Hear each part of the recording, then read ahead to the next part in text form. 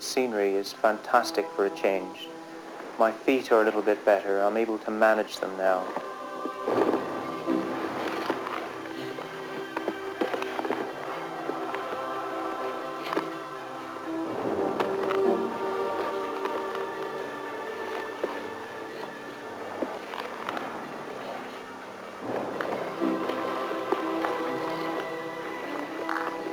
It was harder work than we'd ever encountered on the whole journey. Reason being is that you're on solid ice, but it's not flat, smooth ice.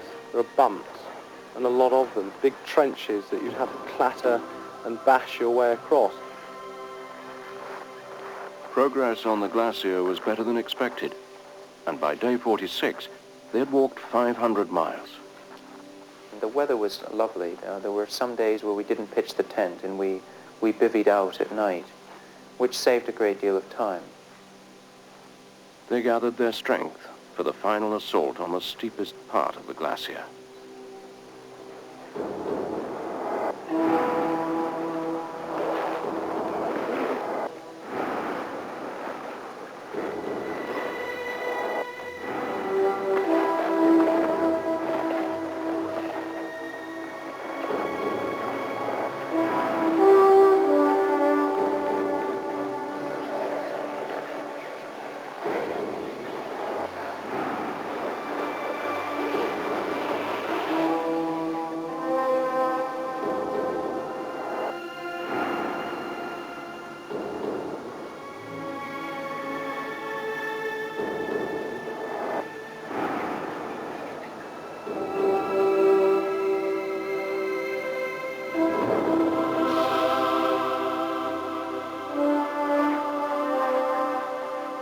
They'd conquered the glacier, 102 miles in 7 days. Barrier done, glacier done, plateau ahead. It was a great feeling, it really was. I felt as though we had every chance of success. All we had to do was to keep going.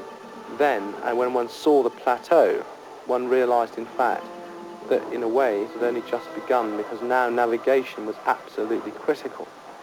300 miles away lay the pole.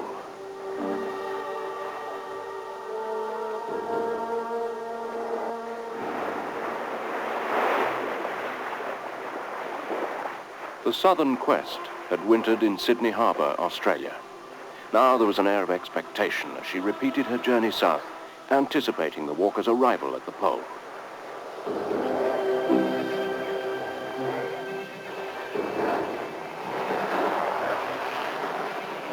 They still had 200 miles to go, and they were now mentally drained. Their bodies were sapped of fat, their lips chapped and split with vertical lines of red, and the rims of their glasses burnt into their faces.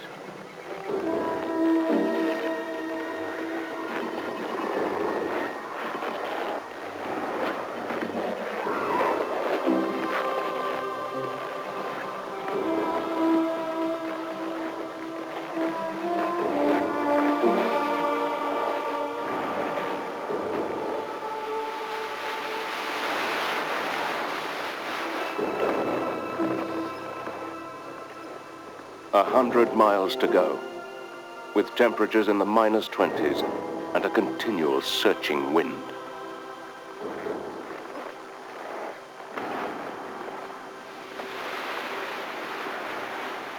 The ship negotiated the pack ice in search of an ice floe large enough to launch the aircraft which was to fly to the pole to pick up the walkers. Day 68, and 41 miles to go. But were they on course?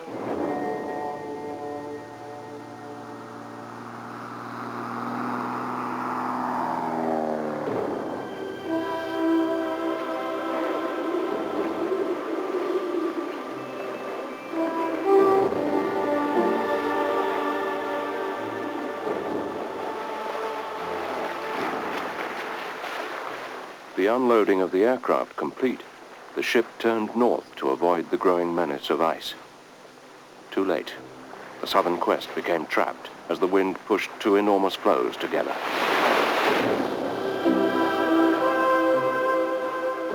And there lay the pole.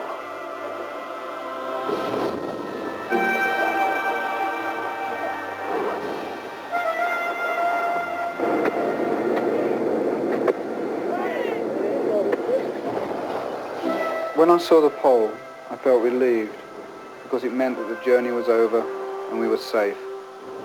But there was also a sadness at that moment because it was the end of an experience.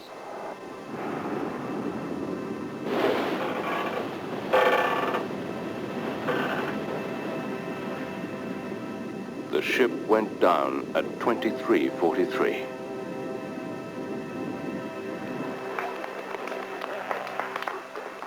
On the 11th of January, after walking 880 miles in 70 days, they reached the South Pole. It had taken them 6 days less than Scott. At 23:53, they entered the American station to be told that the Southern Quest had sunk just 10 minutes earlier. We had proved as a team that anything is possible, even your most fantastic dreams. Roger and Gareth are the best. Antarctica had let us through. It was our moment.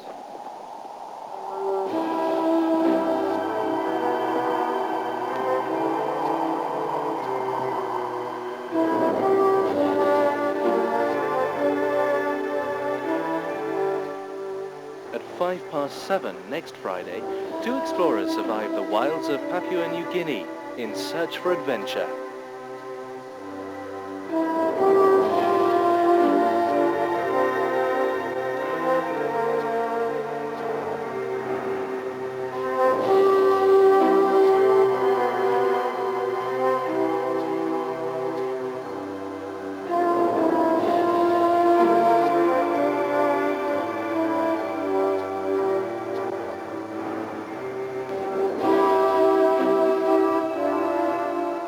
Hours after their moment of triumph, Robert, Roger, and Gareth were flown to another U.S. base to be reunited with John and Mike and the ship's crew. They were given 8 hours before being flown to New Zealand. But they refused to abandon their responsibilities, and Gareth, with 2 of the crew, chose to remain behind until plans could be made to remove their hut and equipment from the Antarctic.